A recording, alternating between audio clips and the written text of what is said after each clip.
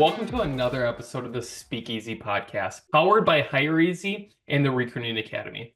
I want to welcome Dr. Mallory Vachon, Chief Economist at LaborIQ.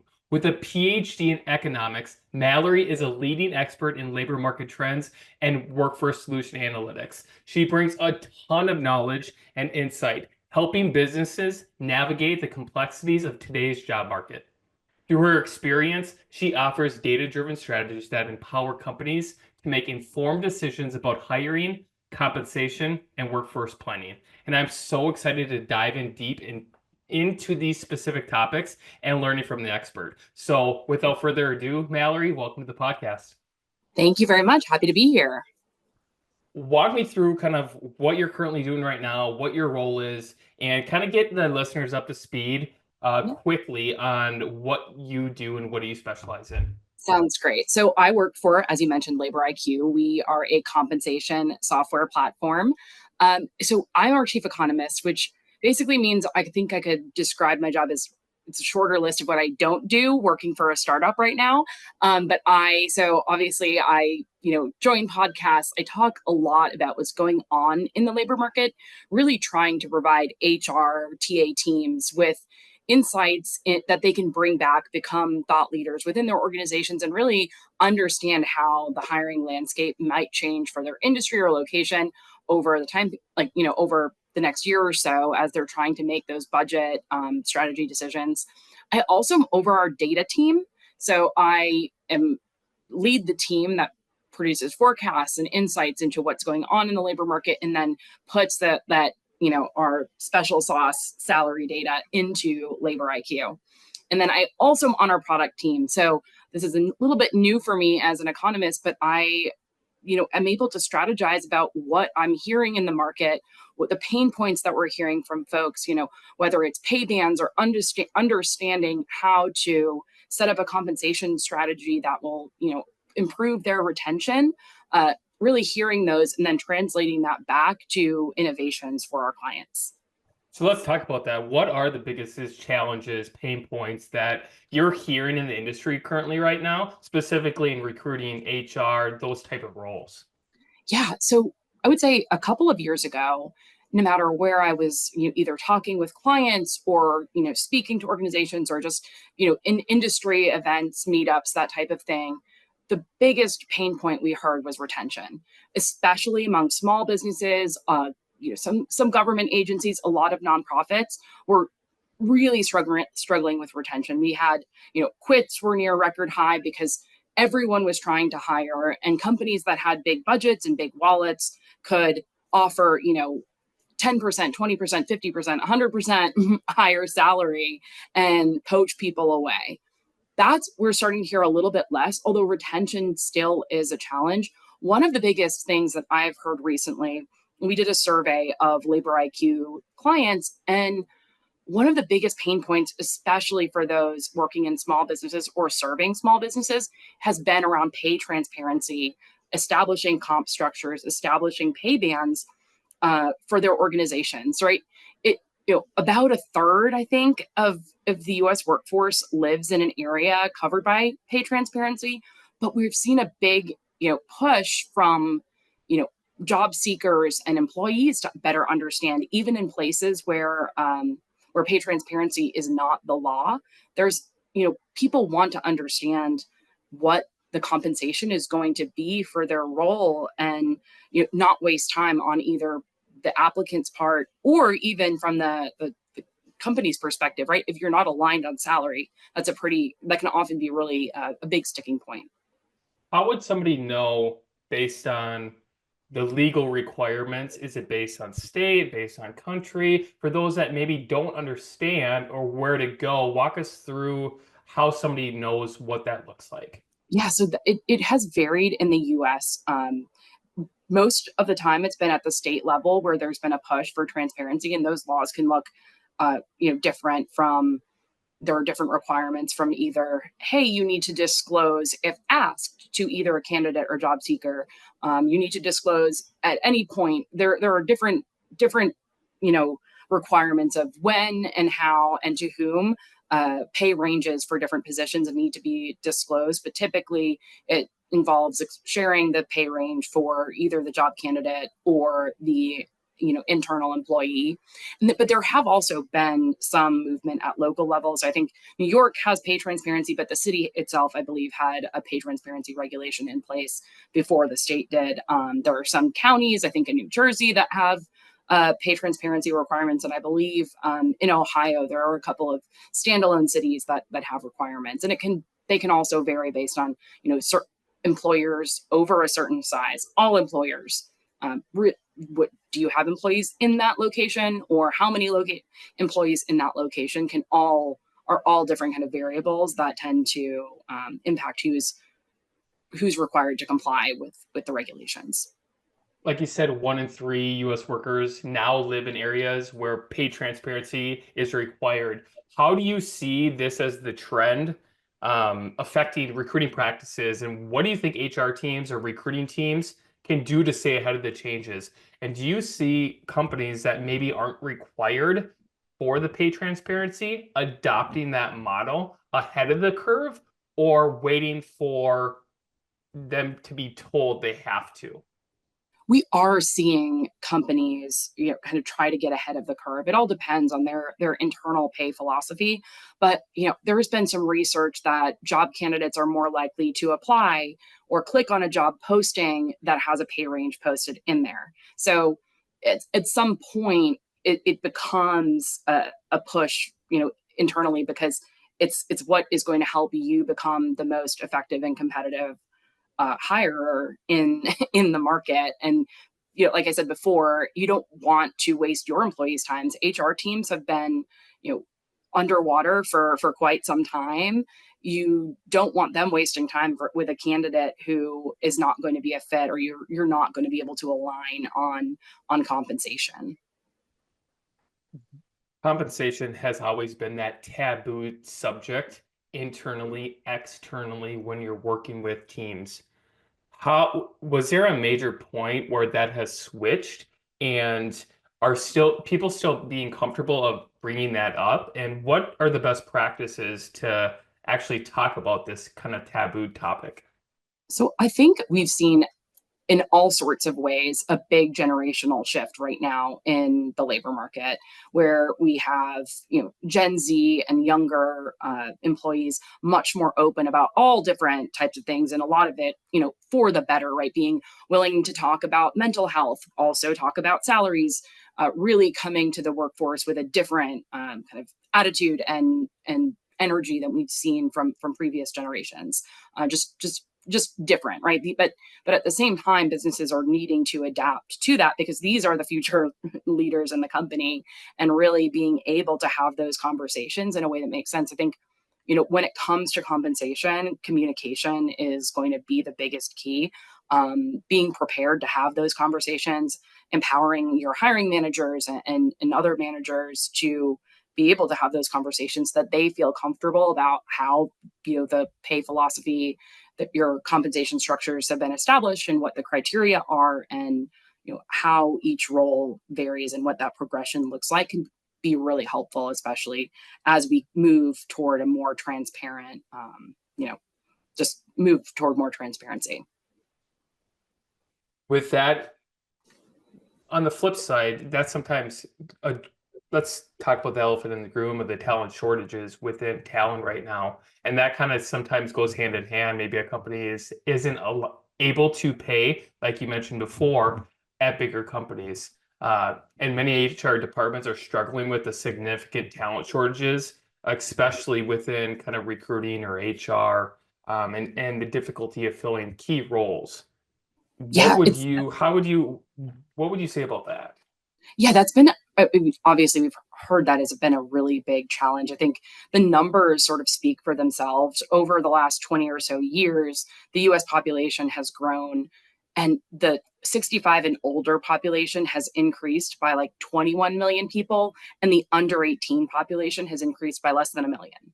So we're talking this big disparity, where we are heading toward leadership transitions, as we have the older generation who's in the process of retiring, if they haven't already, younger generation not big enough to fill that. So we have this talent shortage, as you mentioned. And what a lot of businesses I've heard are doing, it's really, how can you provide those, and budgets are also really tight right now. So how can you provide some of those non-monetary things? Like, do you have a corporate culture that, especially Gen Z will want to thrive on? The culture piece, I feel like, is a really big trend for that age group, especially as we think about, is there a mission beyond just the business function? Is there some core belief structure within the organization that they can really latch onto? And then, being as competitive as you can with compensation based on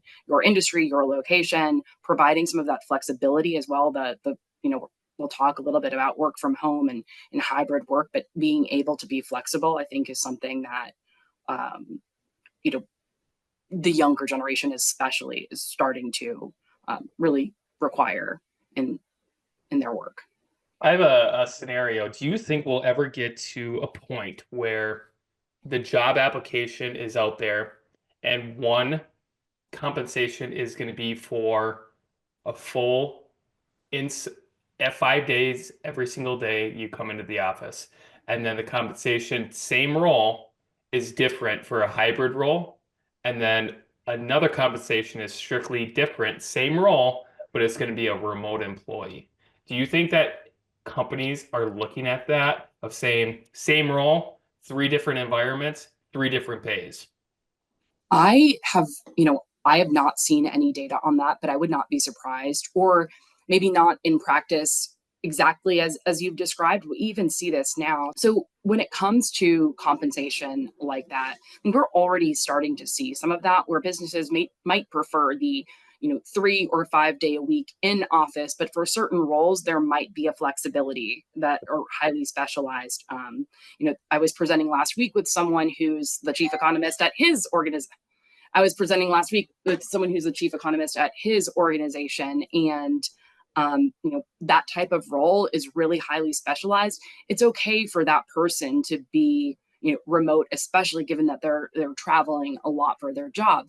Meanwhile, when you're hiring maybe a marketing team in a growing market like Phoenix or I am in Dallas, you might be able to find that marketing accounting function. You probably can find that locally, and it might be more important for those folks to be in the office given their job function. So you are already starting to see some of that, and we do have clients who are you know providing different pay structures. Like, how do you, if you can hire you know in anywhere in the country, how do you set, like, you know do you just set a national pay structure and say everyone is going to be paid kind of the national going rate, or are you paying based on where your headquarters is located, or just based on where that person is in general? For sure, for sure. You have a ton of data on kind of job market and what industries are growing, what industries are not growing, with some of the job reports that are coming out every month. Walk us through kind of the landscape of what's happening real time going into an election year. We're, less than a month away from that. Does that have any impact on the hiring and the job reports influx, whatever it may be? What's the landscape of that right now? Yeah, so I would say with the election, it's not having as much of an impact. I think there's a few things. So, um, obviously, there is an impact, especially to individual employees who care, very deeply about certain issues on either side. But when it comes to businesses, unless you're, in the top of the Fortune, 500, you're probably, as a business, not able to really make any major impacts on the policies that will be implemented. And even then, it'll take for two things. There will be a new president in January. We've The current president isn't running again, so we'll have someone new who's going to come to the office with different sets of policy priorities. It won't just be a continuation of where we are right now. Those policies will take time as they staff up the or different parts of the government as they, decide where to focus on. Also, when you think about downstream, the House and Senate, whichever of those, who's ever in control of those, could impact, hinder, or help some of those policy decisions going forward. Really, from a business perspective, watch, see what happens with the election, do some research digging into what some of those impacts might be based on who's in charge, and then you have a little bit of time to really make those plans as you see how certain policies are going to be implemented. What was your topic on what did you speak on last week at the conference? It was just a general labor market overview. It was at HR Southwest, which is the Dallas SHRM chapter. Yep. It's a pretty large conference. Do you see transferable skills being more relevant right now within the recruiting HR space than ever before? Or do you think that is taboo as well? No, I do think we are seeing a shift away, I guess, maybe when we talk about transferable skills, a shift away from traditional education requirements Yeah, being part. As we talk about the talent shortage, that's another way that, you know, companies, aside from the, diversity and inclusion aspect, just increasing your talent pool by not, zeroing in on certain requirements that, a lot of times you're getting that training on the job anyway. And having, such strict education requirements can really limit who's available to do a certain job. for sure. We're seeing And like, the BLS every year. So they produce a lot of this, just the, labor market data and statistics that I am constantly digging into. They release their 10-year forecast. And so when you look at the jobs that are expected to add the most headcount over the next decade, some of those jobs, the number one is home health aides. So as we have an aging population, the demand for those healthcare services skyrocketing. Um, a lot in tech. We've seen some shifts, lower hiring, a lot of headlines around layoffs in tech, but there will still be the demand for those software engineers, you know, data scientists, especially look at, everything with AI, machine learning. But a lot of the jobs, there's a lot in leisure and hospitality, construction, manufacturing, transportation. A lot of the jobs that we expect to see growth in over the next decade do not necessarily require a college degree, right? These are types of jobs where a certification or on the job training can provide what you need in order to be successful in that role. for the aging population in the workforce currently right now, those that are working currently right now or looking for that next opportunity, where do you see them fit in to the overall landscape of pay transparency? And typically it was based on credentials or years of experience, but now there's kind of a new way of thinking. Yeah, I think in general, you can still translate that back to, a level of education. I think in general, though, especially with, folks that are leaving, when it comes to pay transparency, one of the challenges we've seen is this disparity over the last couple of years. The going rate, that current market recommended salary has just gone up a lot. It started to normalize again, but you had issues where maybe someone who's a long tenured employee within your organization, they're making 10, 20, 30% less than the new hires that you've brought in who have no experience at your company. And you're having to not only respond to all of the challenges of remote work, hiring, making sure you're retaining your existing employees, but how do you retain them if you don't have their pay up to market and you have new employees, that then you have that pay gap. So really, I think focusing on getting your ducks in a row, figuring out those comp structures, figuring out what those requirements will be for each role, whether that's your education experience, some combination of those items, to and have those be clearly communicated to your staff, your hiring managers, for them to really buy into the process. What recommendations would you tell somebody if they were in that situation at their company, that they see people getting hired for a similar role, but they're getting paid more. And again, it was taboo that we never talked about it. But do I go to HR? Do I go to my hiring manager? Somebody that I report to? What's the recommendation? I would say, this is just, my personal advice, but I think whoever that person is, it might be HR, it might be the hiring manager, depending on how large your organization is. And really figuring out what the plan is going to be, and even being, if you're happy in your current role, like really figuring out a plan to get your salary to where that market rate is, and having these conversations can be beneficial for businesses as well, right? Having, being able to have those tough conversations as a business, like, we don't always need to shy away from confrontation. uh, when it comes to we don't like it, it's not comfortable, but sometimes that little bit of discomfort can lead to great change. Love it. Okay, as we look into the future, 2024 is almost done. We look into 2025. Where do you see the future with trends and the insights that you're seeing of the labor, especially within recruiting, HR, kind of that realm? See, we're headed into and are currently in a period of just normalization and stabilization. So when we looked back, 2021, 2022, we had that great resignation, pay, going crazy, the outlier pay comp packages. TA leaders were hiring 14 million new hires, in 2021 and 2022. We've normalized back to around 2.5 million over the last 12 months. That change can feel like, a downturn, but we're headed to a much more sustainable pace of growth. The challenge is, as we've talked about, certain industries are lagging a little bit behind. The good news there is that the industries that are lagging tend to more be treading water than actually shedding jobs on a regular basis. So over the next 12 months, see that, hopefully we'll still be here saying, hey, we expect this to continue to be normalized. The risk of recession is, the lowest it's been in a couple of years.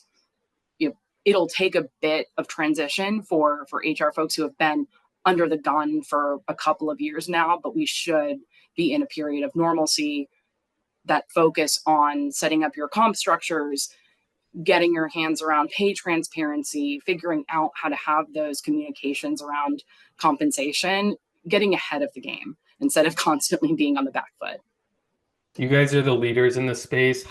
Anything else that you'd love to share about this topic, about pay transparency, or any of the insights that you guys, have? Not really, but we do have just some exciting things coming down the road when it comes to pay transparency. And so I'd really just say, keep your eye out, hoping that we'll be able to make that function a lot easier, given that it is one of the challenges that people face. How do we follow you? How do we get contacted with LaborIQ and yourself? Yeah, sounds great. So best way to contact me, connect with me on LinkedIn, follow us on LinkedIn, check out our website if you'd like to, look around, see what we are about at LaborIQ. Always happy to engage in my messages on LinkedIn with folks who are in the space, and just love to connect with the HR community and TA community is just so vibrant and so passionate. So love that. Love it. Well, as we wrap up, I just want to say thank you so much, Mallory, and the whole LaborIQ team. You guys are making an impact on making it easier to have conversations about some of these taboo topics like pay transparency. It's giving a lot of encouragement to the TA leaders and candidates overall. And I just want to say thank you so much for doing that. If you're Thank looking you. for more insights, connect with Mallory, connect with us at HireEZ in the Outbound Recruiting Academy, and everything else that we have to offer. But again, thank you so much for taking the time. And if you are curious, Mallory did speak at one of our conferences about a couple months ago. So I will put her YouTube video on the show notes as well, so you guys can take a look at that. But again, thank you so much, Mallory, for your time and effort and all that you do. Thank you, Dan. Have a good one. Thank you and the HireEZ team.